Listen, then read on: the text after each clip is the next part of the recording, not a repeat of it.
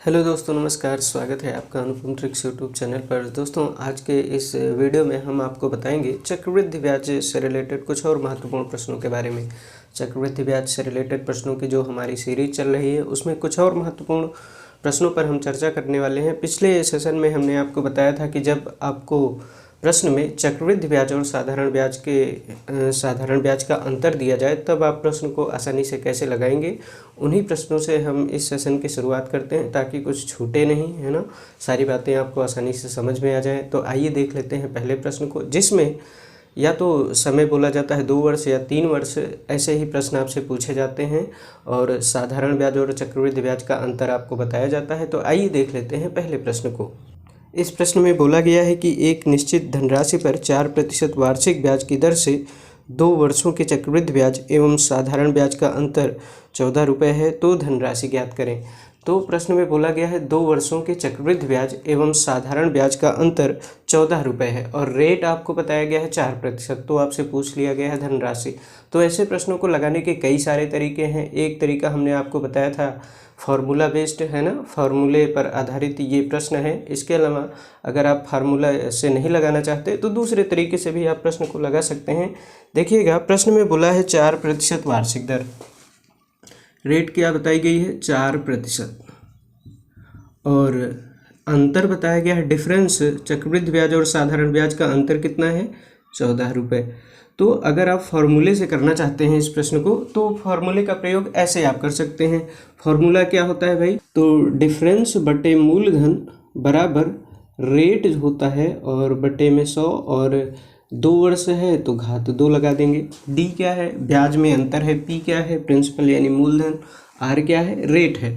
3 अक्षरों में से 2 अक्षरों के मान आपको दिए जाएंगे, है ना। डिफरेंस या तो दिया जाएगा या फिर मूलधन या फिर रेट, इन तीनों में से 2 के मान आपको दिए जाएंगे और तीसरा मान आपसे पूछा जाएगा।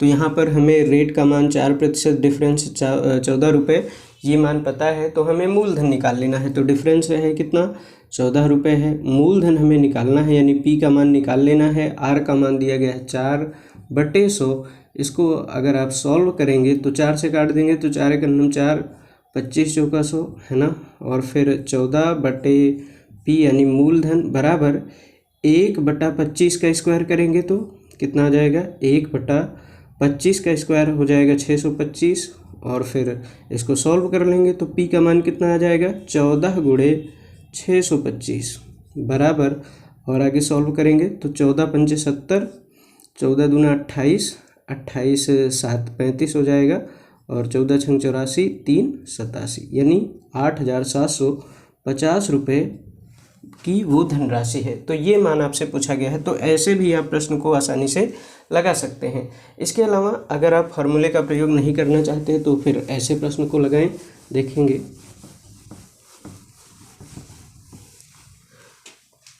रेट बोला गया है कितना 4%, रेट 4% है तो प्रतिशत को अगर भिन्न में कन्वर्ट करेंगे, है ना, प्रतिशत हटाएंगे तो इसको लिख सकते हैं 4/100, यानी कितना लिख सकते हैं 4/100 को। और आगे सॉल्व करना चाहें तो इसको लिख सकते हैं 1/25, है ना। नीचे वाली संख्या हमने आपको बताया ही है कि मूलधन, ऊपर वाली संख्या क्या बताती है, ब्याज को बताती है भाई।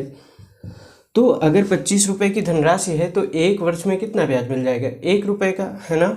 तो राशि कितनी हो जाएगी 26। तो हमें मूलधन ही निकालना है, मूलधन पता नहीं है तो जितने वर्ष बोले उतनी घात इस 25 पर लगा देंगे, है ना। तो वो मूलधन का काम करने लगेगा। तो 25 की घात 2 लगा देंगे क्योंकि प्रश्न में बोला है 2 वर्ष, तो 25 का स्क्वायर कितना हो जाएगा 625, हमने मान लिया है क्या मूलधन। अब 2 वर्ष का समय बोला है तो पहले वर्ष पर कुछ ब्याज मिलेगा और दूसरे वर्ष पर भी कुछ ब्याज मिल जाएगा दूसरे वर्ष में, है ना। तो पहले वर्ष में ब्याज कितना मिलेगा, जितनी रेट है यानी 4% का मतलब 4/100 यानी 1/25 ब्याज मिल जाएगा। किसका 1/25, तो जो मूलधन हमने माना है इसी मूलधन का 1/25 ब्याज मिलेगा। तो 625 का 1/25 निकालेंगे तो मान कितना 25 आ जाएगा, है ना। तो पहले वर्ष ब्याज कितना मिल जाएगा 25 रुपये। इसी तरह दूसरे वर्ष भी ब्याज मिलेगा कितना, मूलधन पर कितना ब्याज मिल जाएगा 625 का 1/25 यानी 25 रुपये। तो 25 रुपये दूसरे वर्ष भी ब्याज मिल जाएगा, है ना। अच्छा, दूसरे वर्ष इस ब्याज पर भी ब्याज मिलेगा यानी 25 का 1/25, 25 का 1/25 करेंगे तो मान कितना आ जाएगा, 1 ही आ जाएगा, है ना। तो दूसरे वर्ष 1 का भी ब्याज मिल जाएगा। अब ये जो मूलधन पर ब्याज मिला है ना, ये 25 है ना पहले वर्ष और ये 25 दूसरे वर्ष, ये तो कहलाता है साधारण ब्याज यानी सिंपल इंटरेस्ट। 25 कितना 50 रुपये, और टोटल मान अगर जोड़ लेंगे तो ये कहलाएगा चक्रवृद्धि ब्याज यानी कंपाउंड इंटरेस्ट, है ना।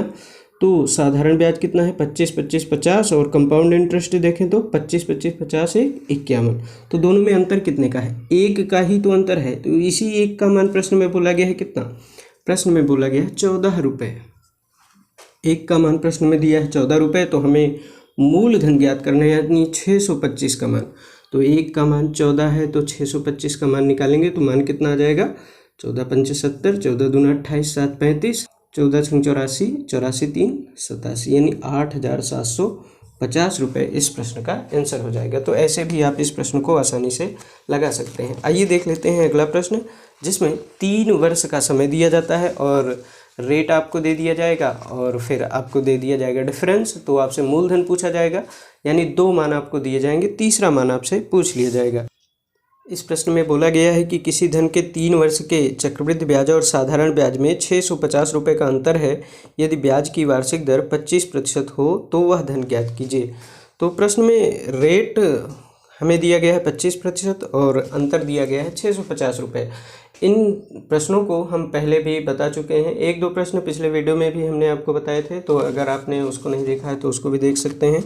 3 वर्ष के चक्रवृद्धि ब्याज और साधारण ब्याज का अंतर दिया गया है 650 रुपये, यानी डी का मान हमें पता है कितना 650 रुपये, और रेट हमें दिया गया है 25% वार्षिक। तो रेट है 25% वार्षिक, तो फॉर्मूले भी यहाँ पर फार्मूले का भी प्रयोग कर सकते हैं। फार्मूला होता है D/P = R/100 का स्क्वायर इंटू, यहाँ पर थोड़ा सा एक्स्ट्रा मान भी जुड़ जाता है 300 + R/100, इतना मान आपको ज़्यादा जोड़ना पड़ेगा, है ना। तो भी प्रश्न को आप आसानी से ऐसे फार्मूले से लगा सकते हैं। डी का मान पता है 650 रुपये, है ना। रेट हमें मूलधन निकालना है, रेट दिया गया है 25%, तो 25/100 है ना का स्क्वायर है इंटू 300 में 25 जोड़ देंगे तो मान कितना 325/100। इसको सॉल्व कर लीजिए, तो यहाँ पर इसको काटेंगे तो मान कितना 25 का 25 चौका 100, यानी 650/P बराबर 1/16 हो जाएगा। ये गुणे यहाँ पर काट दीजिए, 25 का 25 3 75, 25 चौका 100, यानी 13/4। इसको सॉल्व करेंगे तो 13 × 5 = 65, यानी 50 आ जाएगा। और यहाँ पर आगे सॉल्व कर लीजिए तो 50 चौका 200, पी का मान कितना आ जाएगा 50 चौका 200, और 200 × 16 यानी 3200 रुपये इस प्रश्न का आंसर हो जाएगा। तो ऐसे आप इन प्रश्नों को लगा सकते हैं जिनमें आपको साधारण ब्याज और चक्रवृद्धि ब्याज का अंतर दिया जाता है ना। अगर इसको दूसरे तरीके से करना चाहते हैं तो प्रश्न को कैसे आप लगाएंगे देखिएगा।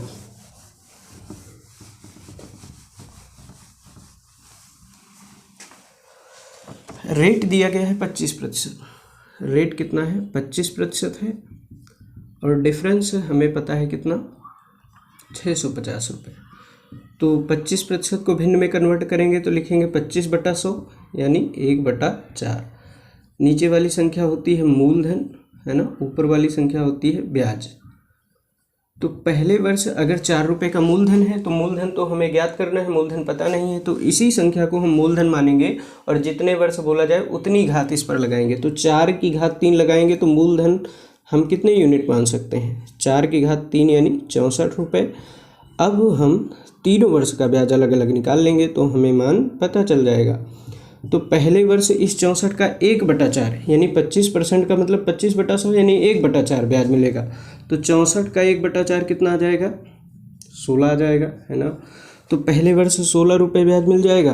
दूसरे वर्ष भी इस मूलधन पर ब्याज मिलेगा कितना 64 का 1/4 यानी 16, लेकिन दूसरे वर्ष इस राशि पर भी ब्याज मिल जाएगा 16 का 1/4। 16 का 1/4 यानी कितना ब्याज मिलेगा 4 रुपये। तो दूसरे वर्ष 4 रुपये का एक्स्ट्रा ब्याज मिलेगा इस ब्याज पर। अब तीसरे वर्ष इस मूलधन पर ब्याज मिलेगा कितना 64 का 1/4 यानी 16, और इस 16 पर भी ब्याज मिलेगा। 16 का 1/4 कितना, 4, और इस वाले 16 रुपये पर भी ब्याज मिल जाएगा। तो 16 का 1/4 कितना, 4, और इस 4 रुपये पर भी ब्याज मिल जाएगा कितना, 4 का 1/4 यानी कितना, 1 रुपये, इस पर भी ब्याज मिल जाएगा, है ना। तो देखो ये जो मूलधन पर ब्याज मिला है कितना, 16 रुपये, है ना। तो ये तो साधारण ब्याज है भाई, ये क्या है, साधारण ब्याज, और अंतर जो है यही इतना है, और टोटल मान अगर हम जोड़ दें तो ये क्या बन जाएगा, चक्रवृद्धि ब्याज यानी कंपाउंड इंटरेस्ट। तो यहाँ पर देखो दोनों में अंतर कितना, 4, 4, 8, 4, 12, 1, 13, तो 13 यूनिट का ही अंतर है। साधारण ब्याज और चक्रवृद्धि ब्याज में कितने का अंतर, 13। इसी 13 यूनिट का मान दिया गया है 650। 13 का मान 650 है, तो एक का मान कितना आ जाएगा, 13 × 5 = 65 यानी 50। तो हमें निकालना है क्या, मूलधन यानी 64 यूनिट का मान। एक का मान 50 है तो 64 का मान कितना आ जाएगा, 3200 आ जाएगा भाई। 64 5 से गुणा करेंगे तो 5 चौको 20, 5 छंग 30, 2 32, और 1 0 और बढ़ा देंगे तो 3200 रुपये इस प्रश्न का आंसर हो जाएगा। तो ऐसे भी आप इस प्रश्न को आसानी से लगा सकते हैं। आइए देख लेते हैं अगले प्रश्न को। किसी धन के 1 वर्ष 6 महीने के चक्रवृद्धि ब्याज और साधारण ब्याज का अंतर 960 रुपये है। यदि ब्याज की वार्षिक दर 40% हो तो वह धन ज्ञात कीजिए यदि ब्याज की दर छमाही लागू हो। तो प्रश्न में बोला गया है 1 वर्ष 6 महीने यानी कितने वर्ष, 1.5 वर्ष के चक्रवृद्धि ब्याज और साधारण ब्याज का अंतर दिया गया है 960 रुपये, और ब्याज की दर बोला गया है 40%। वह धन ज्ञात कीजिए यदि ब्याज की दर छमाही हो। अच्छा, जब प्रश्न में बोल दे कि ब्याज की दर छमाही है या तिमाही है, तब प्रश्न को कैसे लगाएंगे, इन टाइप के प्रश्नों पर हम बात कर चुके हैं पिछले वाले सेशंस में, तो उसको आप देख सकते हैं। तो प्रश्न में बोला गया है कि 1.5 वर्ष यानी 1 वर्ष 6 महीने के चक्रवृद्धि ब्याज और साधारण ब्याज का अंतर है 960 रुपये, और रेट बोला गया है 40%। रेट है 40% और डिफरेंस कितना है, 960 रुपये। तो इसको आप फॉर्मूले के प्रयोग करके आसानी से लगा सकते हैं, है ना। दोनों तरीके से ही लगा सकते हैं। तो अगर आप लगाना चाहें तो पहले जैसे प्रश्न को आसानी से लगाएंगे, हालांकि हम यहाँ पर फॉर्मूले का प्रयोग करके ही प्रश्न को लगा रहे हैं। तो D/P = R/100 की घात 2 × 300 + R/100, ये तो फॉर्मूला होता है। लेकिन ध्यान रखें फॉर्मूले का प्रयोग क्यों कर रहे हैं, क्योंकि 1.5 वर्ष दिया है, 1.5 वर्ष में कितनी छमाही, यानी टाइम कितना हो जाएगा, टाइम तो हो जाएगा 3 छमाही, इसलिए हम इस प्रश्न को ऐसे लगा रहे हैं। और रेट क्या रखेंगे, रेट 40% नहीं रखेंगे भाई, क्योंकि अर्धवार्षिक लगाना है। तो रेट का मान क्या रखना है हमें, 40 का आधा कितना, 20% ही रखना है हमें, है ना। 2 से भाग कर दें भाई, 1 वर्ष में 40%, तो आधे वर्ष में कितना ब्याज, 20% ब्याज मिलेगा, इसलिए हम 20% रख रहे हैं। डी का मान कितना है, 960 है ना। पी का मान हमें निकालना है, आर का मान कितना रखेंगे, 20 रखेंगे, बटे 100 की घात 2। इसको सॉल्व करेंगे, 300, आर का मान 20 रखेंगे तो 320 बटे 100। अब इसको सॉल्व कर लें तो 20 × 9 20 × 5 100, और स्क्वायर लगा है तो इसको आगे लिखेंगे 960 बटे पी बराबर 1/25 गुणे 0 से 0 काट दें 32/10। इसको सॉल्व कर लें तो 32 × 3 = 96 यानी कितना आ जाएगा 30, और 25 से गुणा करेंगे, और यहाँ 10 भी है तो पी का मान कितना 25 × 3 = 75, और 2 0 और बढ़ा देंगे, 1 0 है, 1 0 ये है, तो आंसर कितना हो जाएगा 7500 रुपये इस प्रश्न का आंसर हो जाएगा। तो ऐसे ही आप इन प्रश्नों को लगा सकते हैं जिनमें बोला जाए चक्रवृद्धि ब्याज और साधारण ब्याज का अंतर। मैक्सिमम 3 वर्ष तक का ही आपसे पूछा जाता है ना। तो इन प्रश्नों को ऐसे आसानी से लगाएंगे। आइए देख लेते हैं अगला प्रश्न। इस प्रश्न में बोला गया है कि 6100 रुपये को ए एवं बी में इस तरह से बांटा गया कि 3 वर्ष के अंत में ए का हिस्सा 5 वर्ष के अंत में बी के हिस्से के बराबर हो जाए। यदि चक्रवृद्धि ब्याज की वार्षिक दर 20% हो तो ए का हिस्सा ज्ञात कीजिए।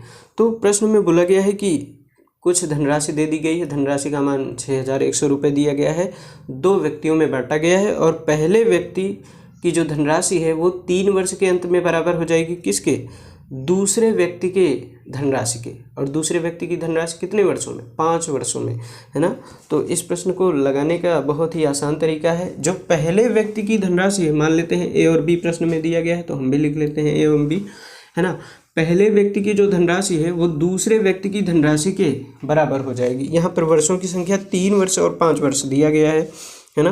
रेट बोला गया है कितना, रेट तो बोला गया है भाई 20%, और 20% को हम क्या लिख सकते हैं 20/100, भाई प्रतिशत हटाएंगे तो बटे में 100 लिखेंगे। इसे आगे लिख सकते हैं 20/100 यानी 1/5 है ना। 5 क्या है, मूलधन है, और 1 क्या है, ये तो ब्याज है भाई, है ना। तो यहाँ पर देखो धनराशि अगर 5 रुपये है, अगर एक ही धनराशि 5 रुपये है तो 1 वर्ष बाद कितनी हो जाएगी 6 रुपये, 1 रुपये का ब्याज मिल जाएगा। अब जितने वर्ष बोले उतनी घात हम लगा देते हैं इस पर, है ना, क्योंकि लगातार प्रतिशत परिवर्तन होगा तो गुणा किया जाएगा। तो चूंकि रेट एक ही है तो वही संख्या को बार बार गुणा करेंगे, तो इससे अच्छा है हम घात लगा दें। 3 वर्ष बोला है तो यहाँ पर 3 घात लगाएंगे, है ना। और दूसरे व्यक्ति की जो राशि है अगर वो 5 है तो हो जाएगी 1 वर्ष में कितना 6, तो 5 वर्ष में बराबर हो जाएगी। तो यहाँ पर हम घात कितने लिखेंगे 5 लिखेंगे। अब यहाँ पर ध्यान से देखो, यहाँ पर 3 घात है, यहाँ पर 5 घात है, तो ये तो कैंसिल हो जाएगा, 5 से 3 कट जाएगा, तो मान कितना आ जाएगा, ए की जो राशि है बी हम इधर उठा लाएंगे तो बट्टे बी, a/b बराबर कितना हो जाएगा, 5 में से 3 घटाएंगे तो मान कितना 6/5 की घात 2, है ना। 3 से 3 घात कैंसिल हो जाएगी तो बचेगी कितनी घात 2, तो 6 का स्क्वायर करेंगे और 5 का स्क्वायर कर देंगे, 6/5 का स्क्वायर करेंगे तो मान कितना 36/25, यानी ए की जो राशि है वो कितनी है 36 यूनिट और बी की जो राशि है वो कितनी है 25 यूनिट। और दोनों का योगफल अगर देखें तो ए और बी की राशियों का योग कितना है 36 और 25 का योगफल कितना 6 5 11 3 2 5 1 6, यानी 61 यूनिट। दोनों की राशियों का योग 61 यूनिट है। इसी 61 यूनिट का मान प्रश्न में दिया गया है 6100 रुपये। 61 का मान 6100 रुपये है तो 1 का मान कितना आ जाएगा 100 रुपये। 1 का मान 100 रुपये है तो प्रश्न में पूछा गया है ए का हिस्सा ज्ञात करें, तो ए का हिस्सा है कितना 36 यूनिट। 1 का मान 100 तो 36 का मान कितना आ जाएगा 3600 रुपये। इस प्रश्न का आंसर हो जाएगा। तो ऐसे आप इन प्रश्नों को आसानी से लगाएंगे जिसमें 2 व्यक्तियों को राशियों का बंटवारा करने के पश्चात उनकी राशियां बोले बराबर हो जाती हैं, है ना। कुछ अलग अलग वर्षों में बोलेगा कि इनकी राशियां बराबर हो जाएंगी, तो ऐसे प्रश्नों को आप ऐसे आसानी से लगा लेंगे। आइए देख लेते हैं एक और महत्वपूर्ण प्रश्न को। इस प्रश्न में बोला गया है कि 2708 रुपये को ए एवं बी में इस प्रकार बांटा गया कि 6 वर्ष के अंत में ए का हिस्सा तथा 8 वर्ष के अंत में बी के हिस्से के बराबर हो जाए। यदि चक्रवृद्धि ब्याज की वार्षिक दर 8% हो तो बी का हिस्सा ज्ञात करो। तो प्रश्न में रेट बोला गया है 8% और पहले व्यक्ति का जो हिस्सा है वो 6 वर्ष के अंत में, दूसरे व्यक्ति का जो हिस्सा है वो 8 वर्ष के अंत में क्रमशः बराबर हो जाते हैं, है ना। और टोटल राशि का मान दिया गया है 2708 रुपये। तो रेट है 8%, तो 8% को भिन्न में कन्वर्ट करेंगे तो लिखेंगे 8/100, यानी 4 से काट दें, 4 दूना 8 और 25 का 100, यानी 25 रुपये की अगर राशि है तो 2 रुपये का ब्याज मिल जाएगा, तो राशि कितनी हो जाएगी 27 रुपये, है ना। और पहले व्यक्ति का जो हिस्सा है वो 6 वर्ष के अंत में, यानी ए का हिस्सा है उसकी राशि पहले 25 थी और बाद में हो जाएगी 27 1 वर्ष में, तो 1 वर्ष में इतनी हो जाती है, तो 6 वर्ष बोला है तो 6 घात लगा देंगे यहाँ पर।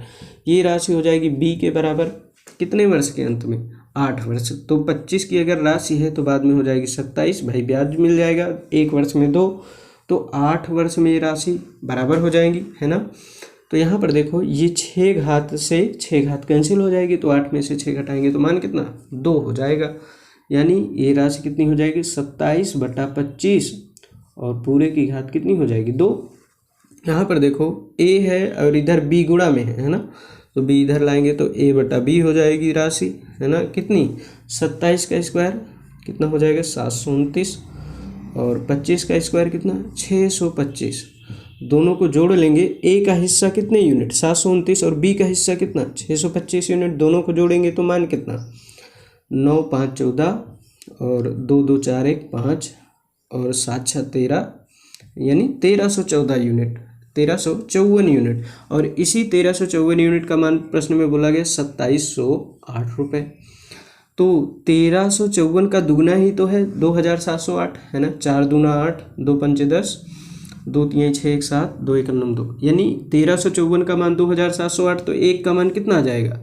2 आ जाएगा, है ना। भाग कर देंगे 1354 दूना 108, तो 1 का मान कितना आ जाएगा? 2। 1 का मान 2 आ जाएगा, तो हमसे पूछा गया बी का हिस्सा कितना है, तो 625 यूनिट। 1 का मान 2, तो 625 का मान कितना आ जाएगा? 625 दूना 1250 रुपये इस प्रश्न का आंसर हो जाएगा।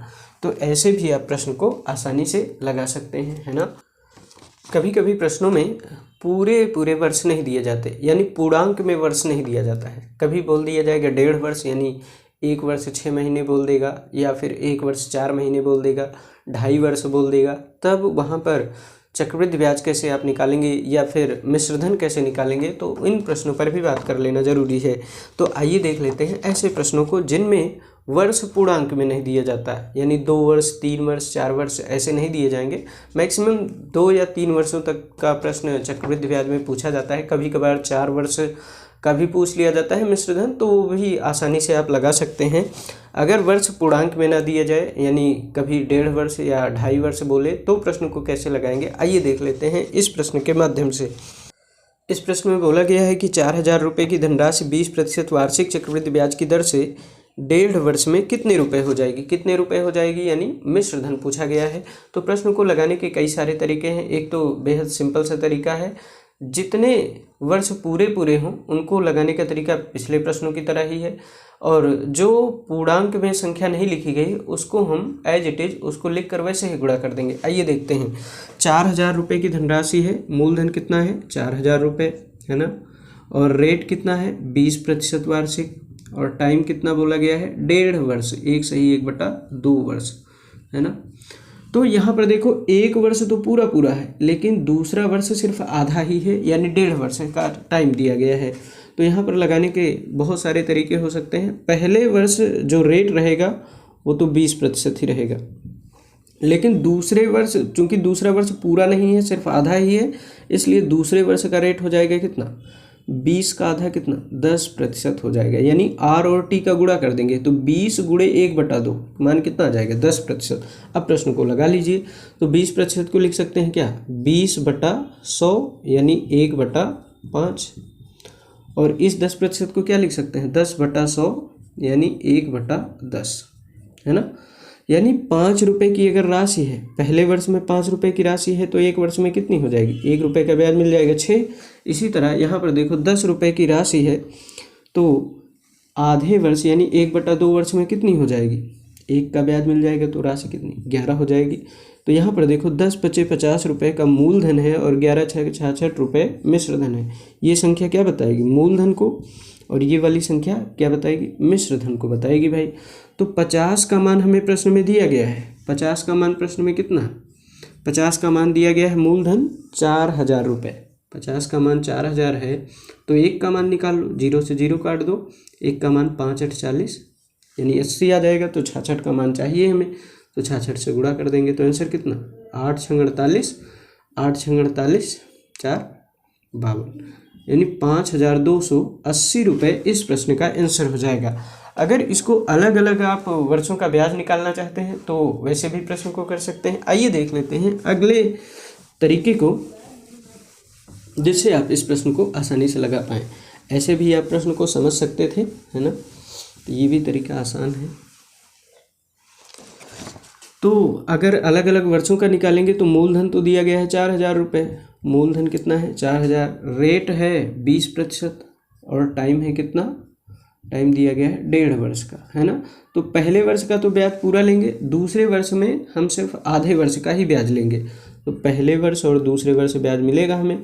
20% को क्या लिख सकते हैं? 20/100, यानी 1/5। किसका 1/5? इस 4000 का 1/5, है ना। तो पहले वर्ष में 4000 का 1/5 कितना ब्याज मिल जाएगा? 4000 का 1/5, यानी 5 × 8 40, यानी 800 रुपये ब्याज मिलेगा। और दूसरे वर्ष में भी इस मूलधन पर 800 रुपये ब्याज मिल जाएगा भाई। 4000 का 1/5 यानी 800, लेकिन दूसरे वर्ष इस ब्याज पर भी ब्याज मिल जाएगा। तो 800 का 1/5 कितना ब्याज मिल जाएगा? 5 × 5 16 × 5 80, यानी 160 रुपये। तो दूसरे वर्ष 160 रुपये ब्याज मिल जाएगा। तो दूसरे वर्ष का कुल ब्याज कितना है? 800 ये, 160 ये, यानी 960 रुपये। तो दूसरे वर्ष का पूरा ब्याज तो हमें चाहिए नहीं, कितना चाहिए 1/2 वर्ष का, यानी आधे वर्ष का ब्याज चाहिए तो आधा कर देंगे, तो मान कितना 480 है ना। तो पहले वर्ष का ब्याज है 800 और दूसरे वर्ष में 6 महीने का ब्याज कितना आ गया 480। तो 800 + 480 ये कुल ब्याज हो जाएगा 1.5 वर्ष में कितना, इसको जोड़ के लिख दें 8 4 1280, 1280 तो ब्याज है और मूलधन कितना है 4000 है। तो टोटल राशि कितनी हो जाएगी 4000 + 1280 यानी 5280 रुपये इस प्रश्न का आंसर हो जाएगा। तो किसी भी तरीके से इस प्रश्न को आप आसानी से लगा सकते हैं, है ना। दोनों में से कोई एक तरीका आप अपनाएंगे और प्रश्न को आसानी से लगा लेंगे। आइए देख लेते हैं अगले प्रश्न को। इस प्रश्न में बोला गया है कि 9000 रुपये का 10% वार्षिक दर पर 2 वर्ष 4 महीने का चक्रवृद्धि ब्याज कितना होगा जबकि ब्याज वार्षिक दिए हो। तो रेट बोला गया है 10% और रेट कितना है 10% है और मूलधन दिया गया है 9000 रुपये। 9000 रुपये मूलधन है ना। रेट है 10% और टाइम दिया गया है 2 वर्ष 4 महीने। 2 वर्ष तो पूरे हैं, है ना। और 4 महीने को क्या लिख सकते हैं, अगर वर्ष में कन्वर्ट करेंगे तो 12 से भाग करेंगे, है ना, क्योंकि एक वर्ष में कितने महीने 12 महीने। तो इसको क्या लिख सकते हैं 4 × 4 3 12, यानी इसको हम लिख सकते हैं 2 सही 1/3 वर्ष, यानी 2 वर्ष तो पूरे और 1/3 वर्ष भी अलग से हम ब्याज निकाल लेंगे। तो प्रश्न को लगाने के कई सारे तरीके हो सकते हैं, है ना। आइए देख लेते हैं। तो यहाँ पर अलग अलग वर्ष का भी ब्याज निकाल सकते हैं, पहले वर्ष, दूसरे वर्ष और तीसरे वर्ष के अलग अलग ब्याज निकालेंगे। तो हमसे पूछा गया है चक्रवृद्धि ब्याज कितना हो जाएगा। तो यहाँ पर 2 वर्ष का तो पूरा ब्याज मिलेगा, है ना, 2 वर्ष का पूरा ब्याज मिल जाएगा और तीसरे वर्ष में सिर्फ 1/3 ब्याज ही हमें चाहिए। तो 10% को क्या लिख सकते हैं 10% को लिख सकते हैं 10/100 यानी 1/10, है ना। 10% को लिखेंगे 10/100, 0 से 0 कटेगा तो 1/10 ब्याज मिलेगा हमें। 9000 का भाई पहले वर्ष ब्याज कितना मिल जाएगा इस मूलधन का 1/10 यानी कितना 900 रुपये, है ना। तो पहले वर्ष 900 रुपये ब्याज मिल जाएगा। दूसरे वर्ष भी मूलधन पर कितना ब्याज मिलेगा 9000 का 1/10 यानी 900। दूसरे वर्ष इस ब्याज पर भी ब्याज मिल जाएगा यानी 900 का 1/10। 900 का 1/10 कितना आ जाएगा 90 रुपये, है ना। और इसी तरह तीसरे वर्ष भी मूलधन पर ब्याज मिलेगा कितना 900, मूलधन पर तो ब्याज 900, है ना। 9000 का 1/10 900। इसी तरह इस ब्याज पर भी ब्याज मिलेगा 900 का 1/10 यानी 90। इस ब्याज पर भी 1/10 ब्याज मिल जाएगा 900 का 1/10 90। और इस राशि का भी ब्याज मिलेगा 90 का 1/10 यानी 9 रुपये, है ना। 90 का 1/10 करेंगे तो मान कितना 9 रुपये ब्याज मिल जाएगा, है ना। तो यहाँ पर देखो ये तो तीसरे वर्ष का पूरा ब्याज है, लेकिन हमें तीसरे वर्ष का पूरा ब्याज तो चाहिए नहीं, केवल 1/3 ही चाहिए। जोड़ेंगे तो मान कितना आ जाएगा 900 ये और 180 ये और 9 ये यानी 1089 रुपये। भाई तीसरे वर्ष में कुल ब्याज कितना है 1089, तो हमें 1/3 चाहिए, तो 1/3 मान कितना आ जाएगा 3 × 3 = 9, 3 × 6 = 18, 3 × 3 = 9 यानी 363 रुपये। और दूसरे वर्ष तक का ब्याज कुल कितना है 9 9 1800 ये 1890, है ना। 1890 ये है और 363 हमें चाहिए। तीसरे वर्ष में सिर्फ 1/3 ब्याज चाहिए, तो 1/3 ब्याज कितना है 363 रुपये। तो इसको जोड़ देंगे तो मान कितना 3 ये 9 6 15 8 3 11 1 12 1 1 2 यानी 2253 रुपये इस प्रश्न का आंसर हो जाएगा। तो ऐसे ही आप आसानी से इस प्रश्न को लगा सकते हैं। तो आज के इस सेशन में हमने आपको बताया कि आप चक्रवृद्धि ब्याज और साधारण ब्याज का अंतर दिया जाए तब प्रश्न को कैसे आसानी से लगाएंगे। इसके अलावा जब वर्ष पूर्णांकों में ना दिए जाएं, है ना, कभी 1.5 वर्ष कभी 2.5 वर्ष ऐसे प्रश्न आपसे पूछे जाएं तब भी प्रश्न को आप आसानी से लगा सकते हैं। तो आज का सेशन यहीं तक रखते हैं, मिलते हैं नेक्स्ट पार्ट में कुछ और महत्वपूर्ण प्रश्नों के साथ।